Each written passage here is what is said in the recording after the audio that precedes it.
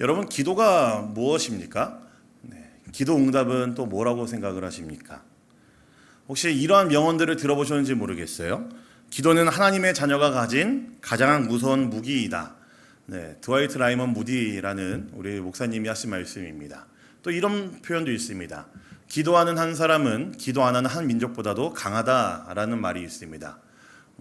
장로교의 아버지라고 얘기하는 존 녹스라는 목사님이 하신 말씀입니다. 우리가 이제 그리스도인이고 우리가 예수를 믿는 사람들이라고 한다면 잘 아시겠지만, 기도는 우리의 인생에서, 우리 신앙에서 너무나 중요한 문제라고 할 수 있습니다. 우리 성도님들의 기도 생활은 어떠십니까? 기도하는데 힘쓰고 계십니까? 혹시 기도하는 게 너무나 귀찮거나 기도하는 게 너무나 불편하거나 혹은 기도해도 소용없다라는 그 생각 때문에 혹시 기도 생활을 이어가지 못하고 있지 않으십니까? 우리가 기도의 자리로 나아가지 못하게 만드는 가장 큰 이유 중에 하나는 아마 낙심이 아닐까 싶습니다. 간절히 기도했지만 이루어지지 않음에 대한 실망이 찾아오죠. 기도했지만 변하지 않고 있는 내 환경과 상황에 대한 불만도 찾아옵니다. 그럴 때는 이렇게 기도해봐서 뭐하나라는 마음과 함께 우리는 쉽게 선뜻 기도의 자리로 나아가지 못할 때가 많이 있는 것 같습니다. 오늘은 이 말씀을 통해서 기도에 대해서 함께 살펴보려고 합니다. 그래서 이 예수님의 비유를 통해서 하나님이 기뻐하시는 기도가 무엇인지를 좀 한번 살펴보면 좋겠고요. 또한 우리가 어떠한 자세를 가지고 주님 앞에 기도하며 나아가야 될지를 말씀을 통해 우리가 함께 살펴보면 좋을 것 같습니다. 지금 우리 교회는 큰 일을 놓고 기도하고 있는 중이죠. 월요일부터 시작되는 느헤미야 특별 40일 기도도 있고요. 또 맞춰서 함께 진행하는 새벽 기도 등은 우리 교회가 또한 공동체적으로 함께 기도해야 됨을 너무나 분명하게 알려주는 운동이 아닐까 싶습니다. 그래서 우리가 하나님 앞에 엎드릴 필요가 있고 우리 모든 성도들이 교회가 함께 한 마음으로 우리 주님 앞에 간구하며 나아가게 되는 그 시점에 지금 우리는 서 있습니다. 그래서 이번 기도 운동을 통해서 우리 모든 성도들이, 우리 모든 교회가 아주 뜨겁고 강력한 기도 운동이 우리 안에 일어나게 되기를 간절히 소망하면서 오늘은 기도에 대해서 우리가 함께 좀 살펴보고 마음에 새기는 시간이 되면 좋을 것 같습니다. 오늘 우리가 읽은 말씀은 예수님의 비유입니다. 근데 그 비유의 목적과 의미가 너무도 선명하고 뚜렷하게 밝혀져 있는 비유입니다. 내용은 이렇습니다. 억울한 듯 당한 과부가 있었고요. 그 도시의 불의한 재판장에게 찾아갔지만 자신의 문제에 대해서 이 재판장이 이제 과부의 문제를 해결해 주지 않습니다. 그래서 그녀가 어떻게 했을까요? 과부가 또 찾아갑니다. 또 거절당하고 또 찾아갑니다. 계속 찾아갑니다. 끊임없이 찾아가니까 결국 이 재판장이 결국에는 이 과부의 열정과 노력에 항복선언을 해버리고 문제 해결을 해준다라는 것이 바로 오늘 우리가 읽은 말씀, 이 비유에 나와 있는 내용의 전부입니다. 근데 과부가 한 것은, 중요한 것은 기도가 아니고 끈질기게 불의한 재판장을 계속 찾아갔다라는 사실이고 그로 인해 문제 해결을 받았다라는 이야기입니다. 그런데 예수님께서는 이 비유를 사용하셔서 우리의 기도에 대해서 아주 중요한 교훈을 우리에게 알려주고 계십니다. 우리 오늘 말씀 1절을 한번 같이 읽어보도록 하겠습니다. 1절입니다. 같이 보겠습니다. 시작. 예수께서 그들에게 항상 기도하고 낙심하지 말아야 할 것을 비유로 말씀하여. 무엇을 이야기하고 있습니까? 예수님께서 항상 기도하고 낙심하지 말아야 할 것을 말합니다. 예수님께서는 이것을 원하시고요. 예수님께서는 이것을 명령하고 계시죠. 지금 우리가 읽은 강력한 이 1절의 말씀은 우리에게 기도에 대한 세 가지의 태도를 말해주고 있습니다. 좀 우리가 말씀을 나누기 전에 먼저 좀 이야기 나누면 좋을 것 같아서 준비를 했는데요. 첫 번째, 이 1절이 말하고자 하는 것은 이겁니다. 기도는 우리 신자, 예수를 믿는 자의 의무라는 사실이죠. 우리가 방금 읽은 한글 성경에서는요, 항상 기도하고 낙심하지 말아야 할 것이라고만 되어 있어서 사실은 그 의미 자체가 굉장히 밋밋합니다. 여기에 어떤 의미를 예수님께서 어떤 뉘앙스로 알고 계시는지 사실은 우리 한글 성경 봤을 때는 굉장히 밋밋하게 다가옵니다. 그리고 사실 영어 성경도 사실 살짝 밋밋합니다. 그런데 이제 원어를 보면은 예수님께서 이 한 절 말씀에 얼마나 이제 힘을 줘서 말씀하시는지를 알 수가 있는 단어가 있습니다. 조금 이제 아는 척을 해보자면요, 죄송하지만 데이라는 단어를 썼는데 이 단어의 뜻은 뭐냐면요, 반드시 무엇 해야 한다라는 의무를 담고 있는 단어가 들어가 있습니다. 그러니까 예수님께서 항상 기도하고 낙심하지 말아야 할 것, 이게 그냥 한글로만 이제 들으니까 우리에게 굉장히 밋밋한데 원어 성경을 보시면은 반드시 해야 되고 이것이 너무나 중요한 일이다라고 예수님께서 명령을 하고 계시는 거죠. 이 데이라는 단어는요, 누가복음에서는 18번 정도 사용이 됩니다. 그리고 그 중에서 10번 이상이 예수님의 그 사명, 십자가 죽음, 부활에 대해서 이야기할 때 사용되어지는 게 바로 이 18번 중에서 10번 이상입니다. 하나님께서 택한 구원 사역을 위해서 예수님의 십자가 고난과 부활의 절대적인 의미인 것을 말할 때 사용되는 단어였고요. 동시에 지금 예수님께서 하신 이 비유에 있는 이 말씀을 가지고 우리에게 해석하자면은 우리가 항상 기도해야 되고 낙심하지 말아야 된다는 이 명령은 우리에게 너무나 큰 명령이고 예수님께서 우리에게 주시는 아주 절대적인 명령 가운데 하나라는 것을 우리가 알 수 있다는 이야기입니다. 우리의 신앙에서 기도해야 된다는 것, 항상 기도해야 된다는 것이 너무나 중요한 예수님께서 요구하시는 명령이라는 이야기이죠. 그래서 우리가 해야 되는 기도는 우리 믿는 자들의 신자의 의무라고 할 수가 있을 것 같습니다. 두 번째는요, 기도는 항상 해야 됩니다. 항상 기도하라는 말은요, 24시간 내내 하라는 이야기가 아닙니다. 시간 상관없이 반낮 구분하지 말고 하나님께 부르짖으라는 이야기입니다. 누가복음의 저자가 누군지 아시죠? 누가복음의 저자와 사도행전의 저자는 같습니다. 알고 계셨습니까? 누가복음의 저자는 누가고요. 사도행전의 저자는 사도가 아니고 둘 다 누가가 쓴 책으로 알려져 있습니다. 근데 누가는 이 두 책을 보시면 아시겠지만 기도를 굉장히 중요한 것으로 생각하고 있었던 것 같아요. 사도행전을 보시면 우리가 요즘 계속 묵상하고 있죠. 사도행전 보시면 아시겠지만 항상 중요한 순간에 사도들이, 사람들이, 그리고 교회가 기도했다라는 것을 사도행전 곳곳에 표현들을 보시면 알 수가 있습니다. 그리고 그들의 기도 이후에는 항상 큰 변화들이 일어났었습니다. 누가복음은요, 누가복음에서는 이 기도에 대해서 이렇게 강력하게 요청을 합니다. 이야기를 합니다. 예수님의 삶을 이야기할 때, 항상 예수님 삶에서 변화가 있을 때에는 예수님의 기도하는 모습들이 항상 등장을 합니다. 그러니까 누가의 마음속에는 누가복음을 기록할 때와 사도행전을 기록할 때 누가의 마음속에는 기도가 그만큼 중요하다는 것을 누가는 알고 있었다라는 겁니다. 그래서 누가복음에 있는 예수님의 공생애를 살펴보시면은 예수님의 모습은 항상 기도하는 사람으로 표현이 되고 묘사가 되고 있습니다. 우리가 조금 이제 아실 겁니다. 예수님은 항상 밤낮 바쁘셨던 분입니다. 어디를 가나 항상 문정성실을 이루었고 예수님을 따르는 사람들은 항상 넘쳐났습니다. 항상 예수님께서는 그 분주한 일상들을 마치시고 난 이후에는 어디 한적한 곳으로 혹은 조용한 곳으로 때로는 이른 새벽에 기도하셨습니다. 두 번째 기도의 자세에서 말하고 있는 항상 기도해야 된다라는 이것에 대한 가장 분명한 본이 되신 분은 바로 우리가 알고 있는 예수님이라는 사실이죠. 항상 기도한다라는 것은 분주함 가운데도 잊지 않고 밤낮 없이 기도한다라는 사실입니다. 이게 바로 우리가 가져야 하는 두 번째 자세라고 할 수가 있을 것 같습니다. 세 번째 자세는요, 저는 이렇게 정리해 봤습니다. 기도할 때 낙심해서는 안 된다라고 저는 정리를 했습니다. 제가 제일 처음에 말씀드릴 때 기도는 신자의 의무라고 말씀드렸었죠. 그러면서 데이라는 단어가 아주 중요하게 우리가 이 기도하는 것이 얼마나 중요한 의무인지를 말해준다라고 말씀을 드렸습니다. 그런데 이 데이라는 단어는요, 기도하라는 단어, 명령하는 것과 동시에 낙심하지 말라라는 이 단어까지 같이 표현을 하고 있습니다. 그러니까 예수님 참 재미있으신 분이에요. 기도하지 말라라는 명령 주시면서 동시에 무슨 명령까지 주시는 겁니까? 낙심하지 말라라는 것도 예수님의 명령이라는 이야기입니다. 항상 기도해야 되는 그 신자의 의무인 것처럼, 우리 그리스도인들의 의무인 것처럼 기도하는 동시에 낙심하지 않아야 되는 것도 역시나 우리의 의무라는 사실이죠. 이 짧은 1절 말씀 가지고 우리는 기도의 태도와 자세들을 이렇게 정리를 해봤습니다.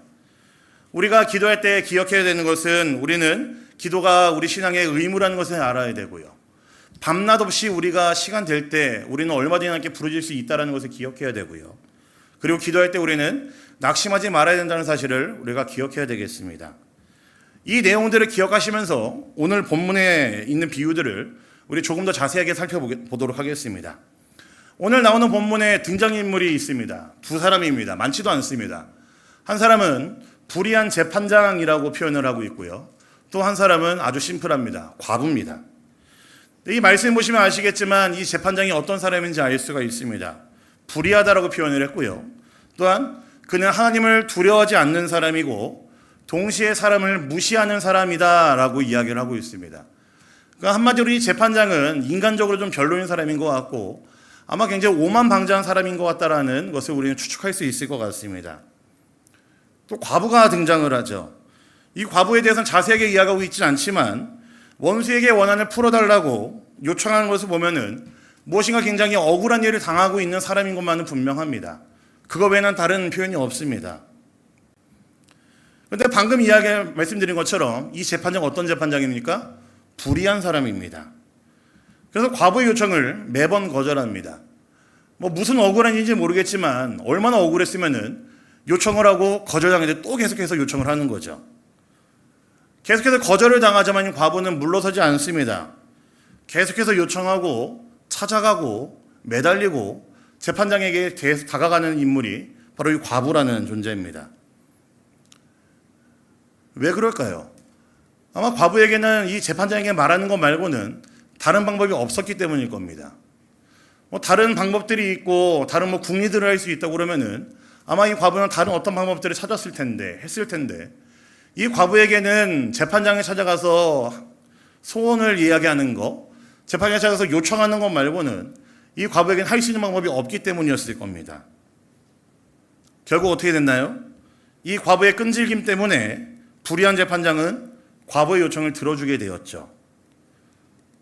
기억하셔야 됩니다. 그가 어떤 사람이었다고요? 불의한 사람임에도 불구하고 이 과부의 끈질긴 요청 자체를 들어주게 되었습니다. 근데 제가 말씀을 좀 묵상하면서 연구를 좀 해보니까요. 이 재판장이 굉장히 힘들었던 것 같아요.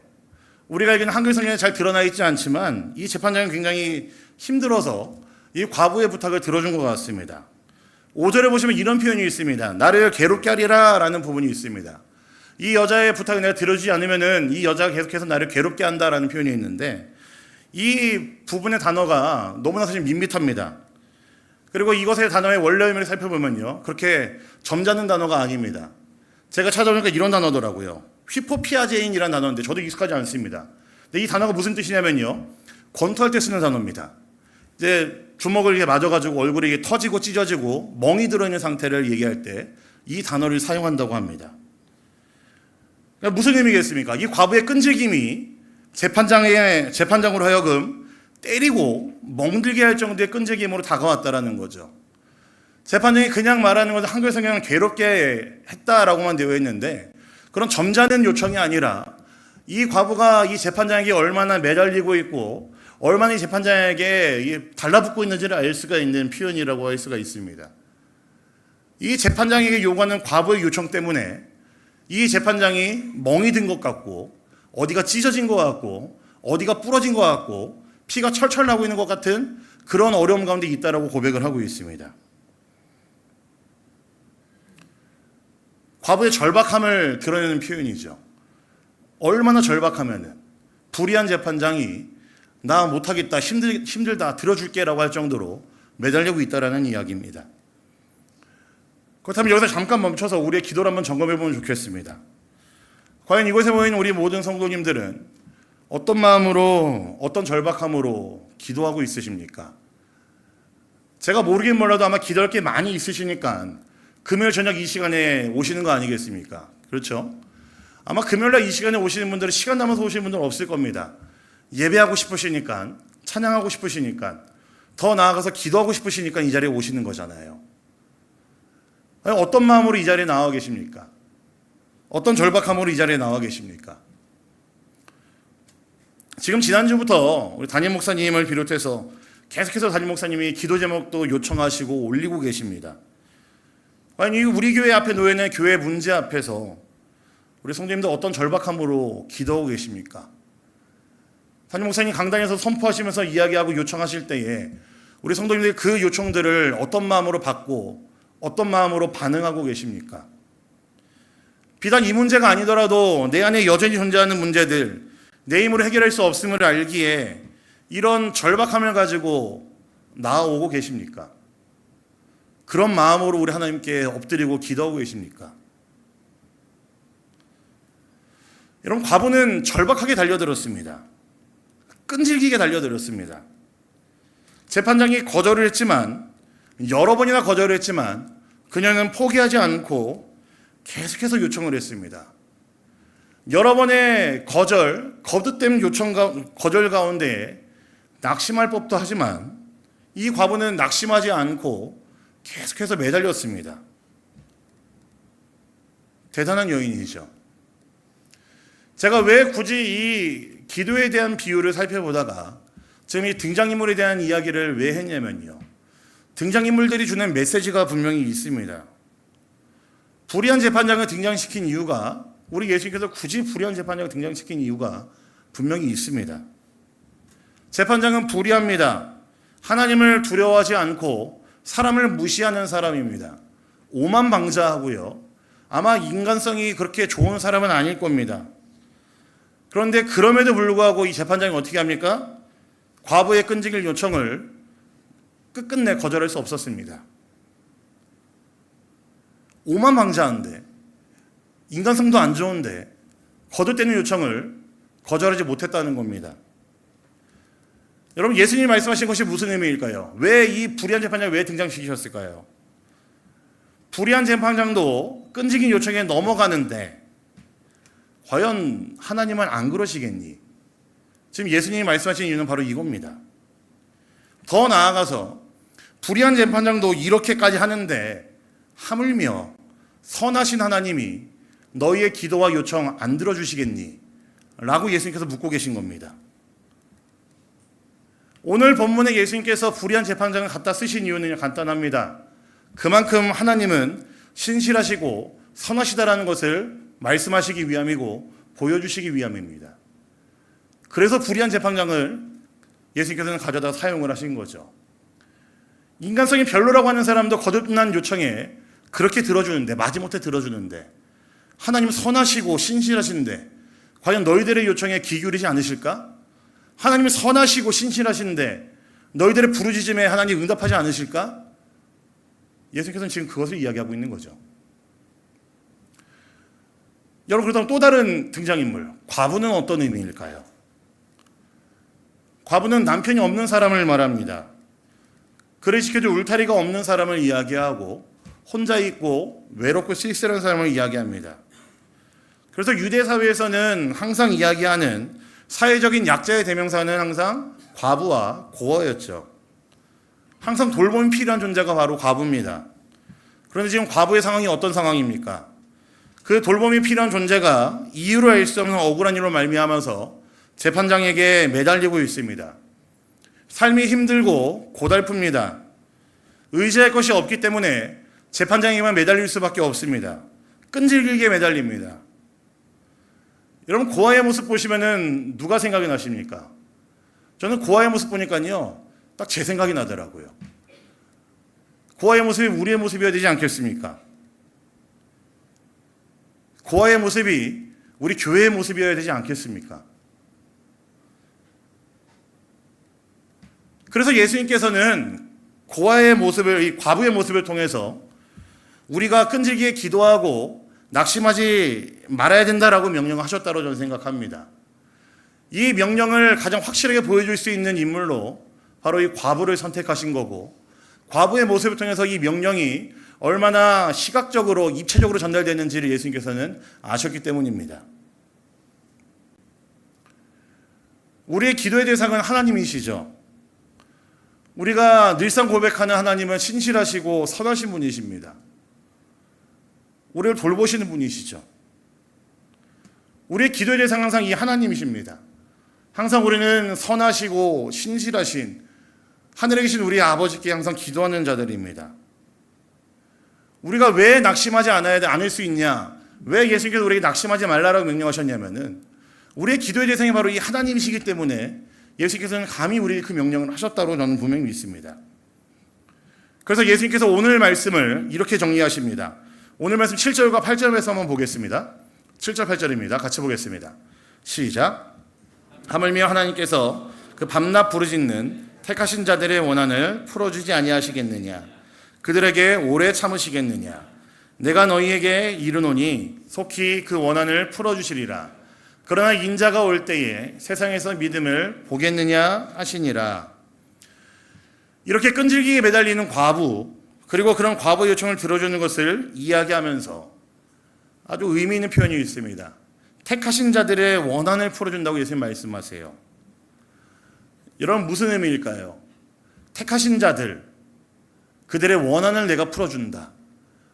과부가 그렇게 요청하고 끊임없이 요청하는 것은, 끈질기게 요청하는 것은 지금 이 땅에 살고 있는 택하신 자들의, 택함 받은 자들의 원한을 풀어주기 위함이다라고 이야기하셨다는 것은 무슨 의미일까요? 저는 이 표현은 저는 딱 이거라고 생각합니다. 관계성을 염두에 둔 표현이라고 생각을 합니다. 우리가 하나님께 기도할 때 낙심하지 않을 수 있는 이유 간단합니다. 우리가 택함 받은 백성이기 때문에, 더 쉽게 말씀드리자면은 우리가 하나님의 자녀이기 때문에 우리는 얼마든지 기도하고 얼마든지 낙심하지 않을 수 있습니다.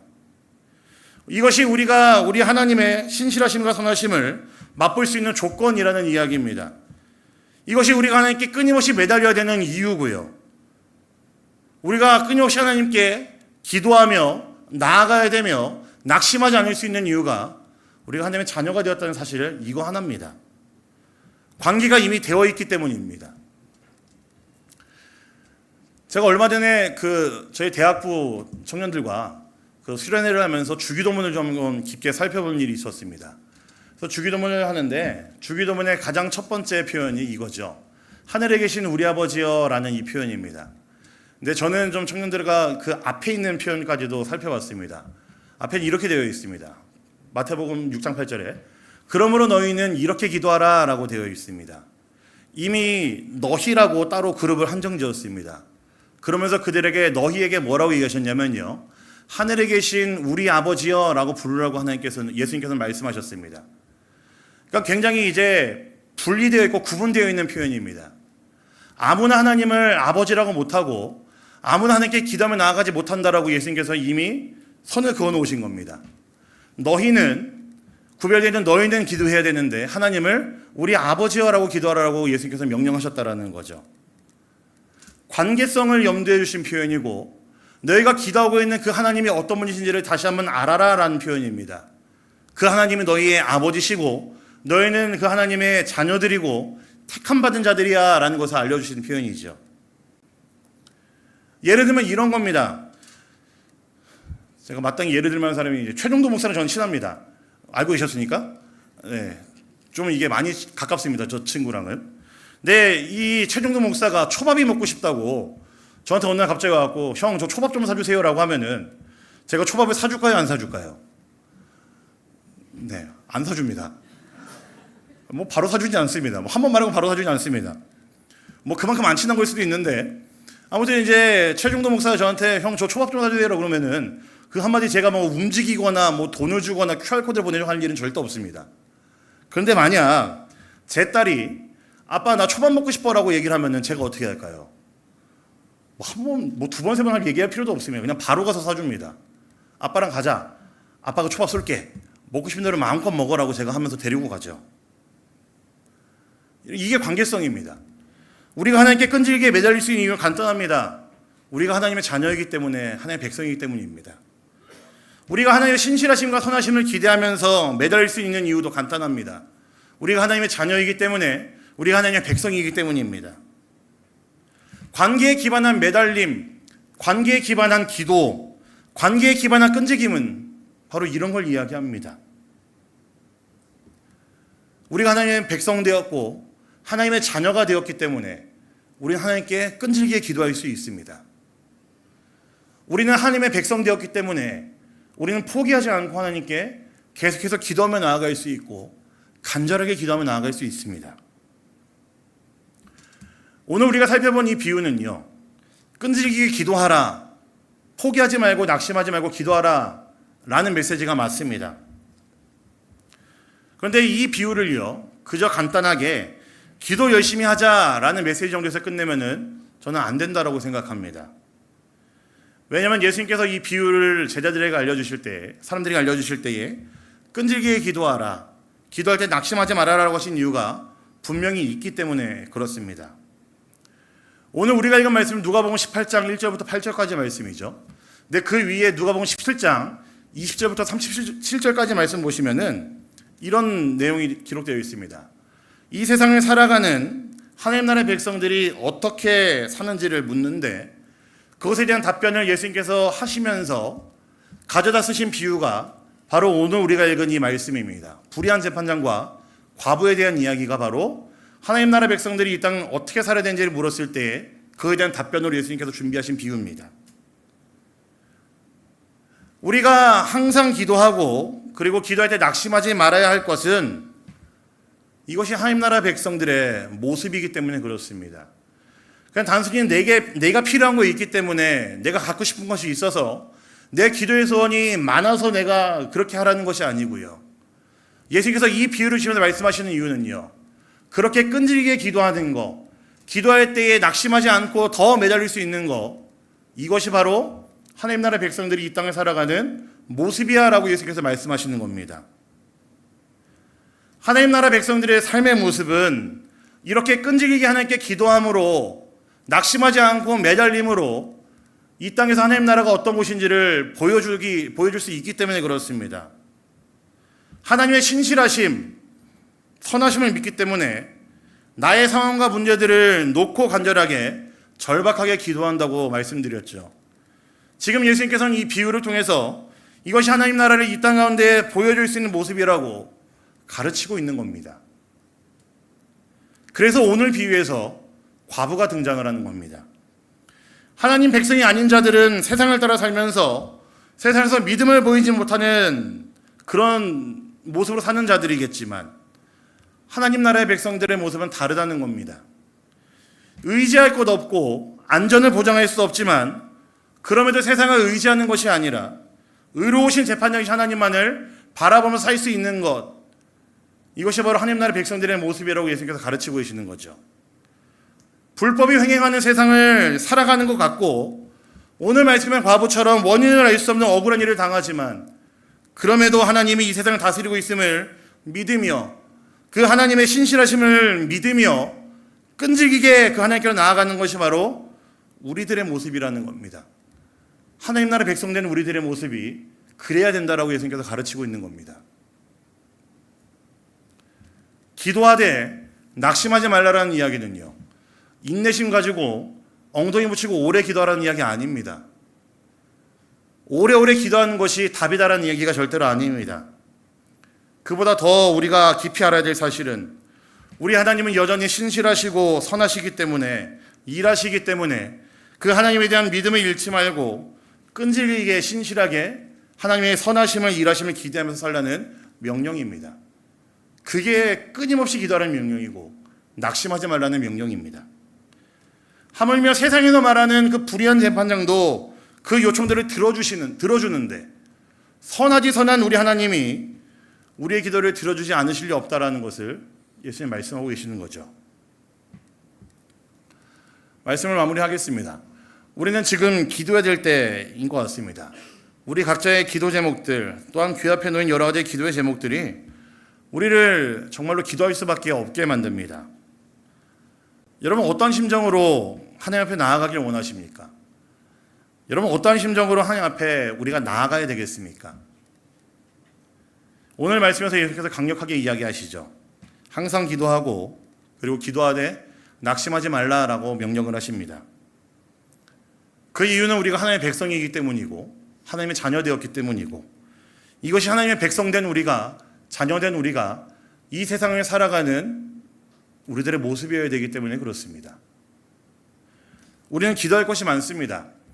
예배 처소 문제를 놓고 당장 올해부터 시작되는 느헤미야 40일 특별 기도가 그것을 분명히 말해주죠. 더욱더 간절하게 붙들어야 되고 더욱더 간절하게 하나님의 은혜를 구하며 나아가야 되지 않겠습니까? 우리의 개인의 기도 제목들은 어떻습니까? 가정은 물론이고 나의 신앙의 문제도 마찬가지이죠. 오늘 말씀의 과부처럼 억울한 일이 지금 나에게 있는 분들도 분명히 있을 겁니다. 세상 가운데 혼자 동떨어진 것 같고 다른 사람들로부터 원인을 알 수 없는, 이유를 알 수 없는 미움과 고립됨을 경험하고 있는 분들도 분명히 있으리라 생각을 합니다. 여러분, 삶도 녹록치 않죠. 우리들이 먹고 사는 거, 우리들이 이 땅을 살아가는 그 모든 문제들이 사실 쉬운 문제가 없습니다. 그러니 우리의 기도 제목들도 많이 있을 수밖에 없고 우리는 더 간절하게 이 기도의 소원들을 가지고 주 앞에 엎드릴 수밖에 없지 않겠습니까? 근데 이런 세상에 살아가는 우리가 기도한다라는 것은요, 우리는 하나님의 선하심, 신실하심, 일하심을 믿는다는 뜻 아니겠습니까? 여러분 그런 마음으로 기도하러 오신 거 맞으시죠? 그 마음이 우리에게 있기 때문에, 그 믿음이 우리에게 있기 때문에 우리는 기도하는 거 아니겠습니까? 오늘 비유를 통해서 예수님이 은연중에 담아내고 있는 뉘앙스가 하나 더 있습니다. 그게 무엇이냐면요, 이런 세상을 살면서 기도하는 것은 믿음이지만 낙심하는 것은 믿음이 아니다라고 예수님께서 말씀하시는 것 같아요. 왜 그럴까요?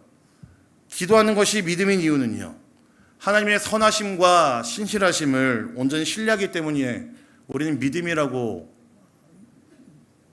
생각할 수 있을 것 같고요, 낙심한다라는 것은 그 하나님의 선하심과 신실하심을 온전히 신뢰하지 못하는 나의 모습이기 때문에 예수님께서 아마 그것을 믿음이 아니다라고 이야기를 하고 있으신 것 같습니다.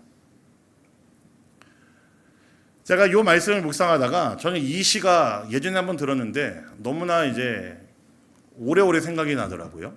제가 시를 하나 준비했는데 이런 시입니다. 간단합니다. 저는 긴 시 모릅니다. 혹시 들어보셨는지 모르겠어요. 이런 시가 있습니다. 할머니 어디 가요? 예배당 간다. 근데 왜 울면서 가요? 울려고 간다. 왜 예배당 가서 울어요? 울 데가 없다. 여러분, 우리가 교회에서 기도하는 이유는요, 우리가 이곳에 모여있는 이유는요, 우리가 기도하려고 모이는 거 아니겠습니까? 지금 시에서는 울려고 간다, 울 데가 없어서 간다라고 이야기를 했지만 여러분, 지금 이곳에 모여 계신 이유가 무엇입니까? 우리 기도하러 모였죠. 기도할 것이 너무나 많습니다. 우리에게는 기도하는 게 더 우리에게 힘을 낼 수밖에 없는 우리의 믿음의 문제가 되면 좋겠습니다. 우리는 과부와 같이 이 세상을 살아가는 약자일지도 모릅니다. 그러나 그런 힘없는 우리가 이 세상에서 가진 유일한 능력은, 하나님께서 우리에게 허락하신 가장 완벽한 능력은 끊임없이 기도하게 하셨다는 사실이라는 것을 우리 모두가 기억하면 좋겠습니다. 하나님 백성은 그렇게 삽니다. 하나님의 자녀들은 그렇게 기도하면서 사는 자들입니다.